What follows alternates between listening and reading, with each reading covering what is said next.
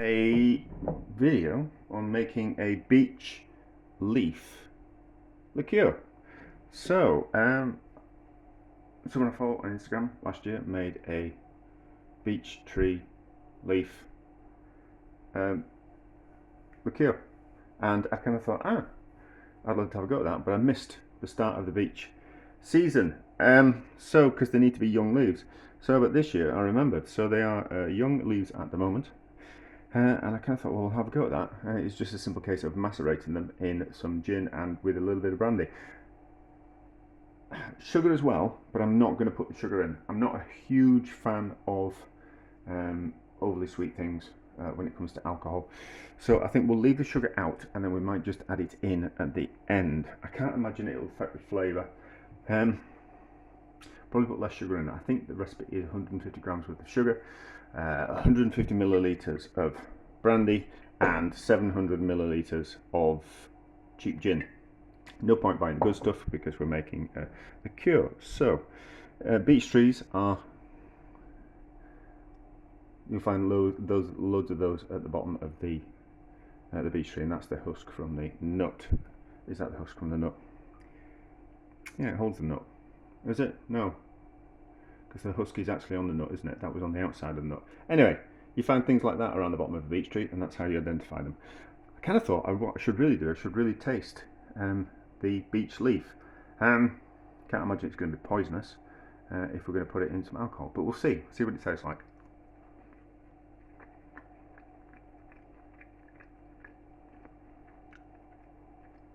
Oh,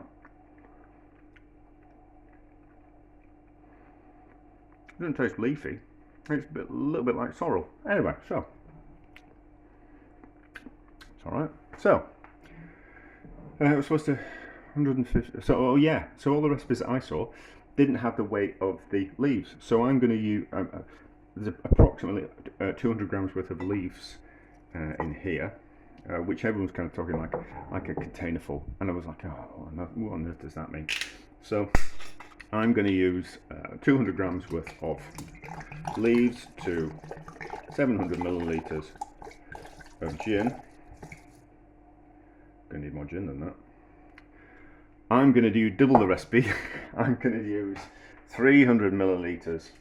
I'm going to go out and buy some more cheap gin on the way home from the swimming. So we're going to use 200 grams worth of leaves. We're going to use 300 millilitres of brandy. So that's good because it'll stop me drinking more brandy, won't it? So that, and then we'll buy some more gin on the way home. We'll put a lid on it. We'll leave it for 2 months, and then we'll see what happens. Some more cheap gin. So cover. I did wash the leaves just lightly, and then I put them in the salad spinner just to get rid. They're a little bit sticky with sap, and there were some little bugs on them. I didn't really want to drink bugs, so that in there, that underneath the alcohol, and then we'll put it in a dark cupboard, in a dark cool cupboard for a couple of months, and we'll see how it turns out. We might need to put something on top of that just to hold it down. We'll find some kind of jar for that, but that'll be fine, I think. So it's had about 8 weeks. Varying degrees on the internet about what it says how long you should leave it. Some say 3 weeks, some say 2 months. So this is roughly in the middle of that. Let's give it a taste. It's got a bit, it's kind of like a green tinge to it.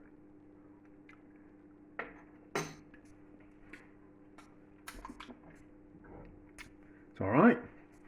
It's all right. So per litre, it wants 200 grams of sugar. So that's, if we put in, if we take out 100 millilitres and add 20 grams worth of sugar, that should be the right ratio to kind of give it a taste. So it'll taste different with sugar in. So let's take out 100 millilitres and then put in some sugar and then give it a taste, because I didn't put any sugar in, did I? No. So I'll do that off camera and then we'll be back.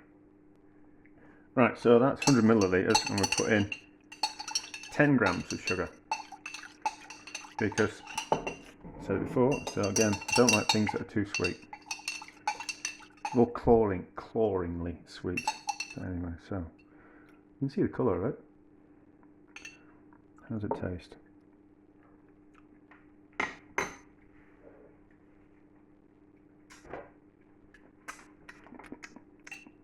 It's alright. Let's try more sugar in it.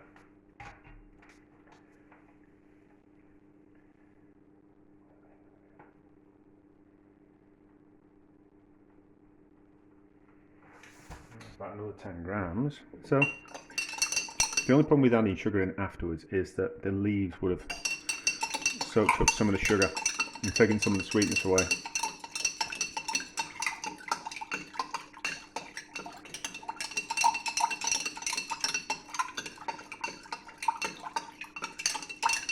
Right. That's enough mixy.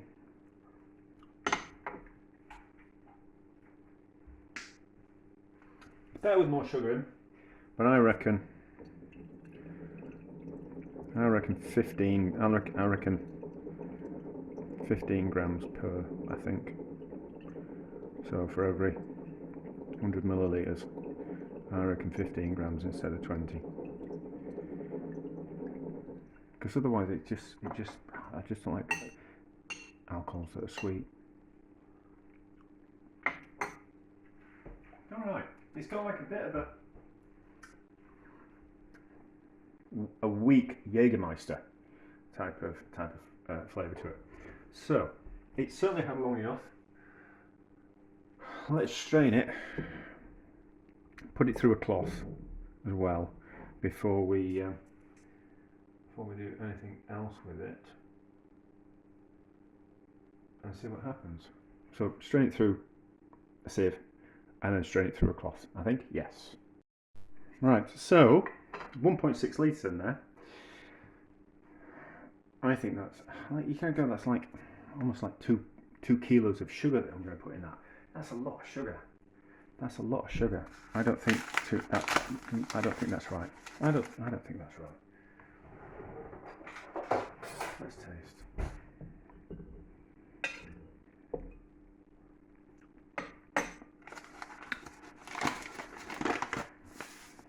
Kilo sugar.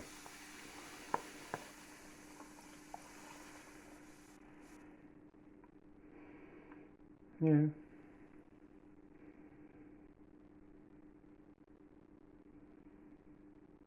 No, hang on.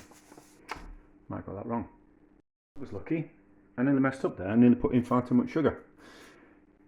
It should have been 200 grams per litre. I don't know why I thought. Oh, it's because I was cutting it down to 100 millilitres, wasn't it? So what I've done is I put like 100 grams too much sugar in there. So what I've done is I have poured the liquid out and then poured in the sugar that was collected in the bottom there, poured that into there. So there is 1.8 kilos worth of weight in there. So that should be less sugar than I should have put in.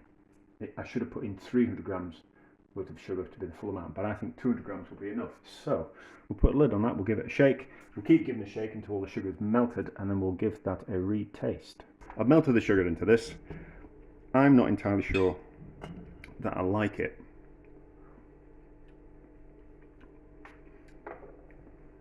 I'm not entirely sure I like it, and I don't think I like it enough to drink it. It might be nice over a bit of ice, but normally when I make things like that, I like it to be nicer than something that I could buy. So if I'm making like a cherry gin, I want my cherry gin to be nicer than a cherry gin that I can buy. Otherwise, what's the point of making something if you can't make it nicer than something you can buy? So, but. So I was chatting to my friends.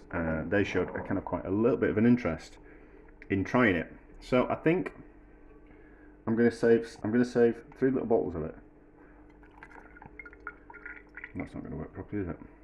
I'm going to save 3 little bottles of it. I'm going to give my friends a little bottle of it.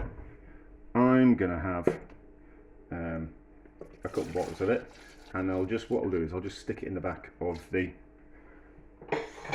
cupboard and forget about it. It might improve. It might improve with age. I mean, some things do, some things don't, some things do. But I think stick it in the back of the cupboard. And also I think there's always something in the back of my cupboard that needs revisiting. You know, that maybe aged for a couple of years and improved. So there's always that as well. You know, like potentially it will appear in a future video, but maybe it's just not maybe my type of thing, which is always a possibility. So just little bottles with these came from work. They were from port bottles at work. So the barmaid throws the bottles out and I just keep the tops, just kind of quite useful. Now, then the question is, what are you going to do with that? Well, I'm not going to waste it. I'm going to save it. And a good way to save it is by making some cherry gin. So these are some, I won't show the results of this, I'm just going to tell you what I'm going to do. These are some frozen cherries. They're sweet cherries. I would have preferred sour cherries, but they only had sweet cherries, sweet dark cherries. So what we're going to do is they are frozen at the moment. We're going to defrost them, and then liquid will come out of them. So once they are defrosted and the liquids kind of come out of them, we'll strain off the liquid, we'll put the cherries into the alcohol, and then the liquid you can use something else. What I don't really want to do is to put the liquid from these defrosted cherries into that, because what it's really going to do is water that down in flavour wise, and I don't want that. I think it's much better to get rid of do something with the liquid that kind of comes out of the cherries, but just put the cherries in there, and then we've got a more concentrated alcohol flavour, because I want something. I don't want something weak. I want something that's got a bit of a kapow with it. So defrost those, do something else with the juice, put the cherries in there. I don't think it'll need any more sugar, and then that's a way of kind of saving any kind of experiments that we do with alcohol that doesn't turn out just exactly how we want. We can always macerate some fruits in it, and it will, the flavour that I'm not that keen on, it will lessen it. It's not kind of wasted. Then we can do something with the cherries once we pull it out of the alcohol, and then we can drink the alcohol because it's then flavoured with cherries.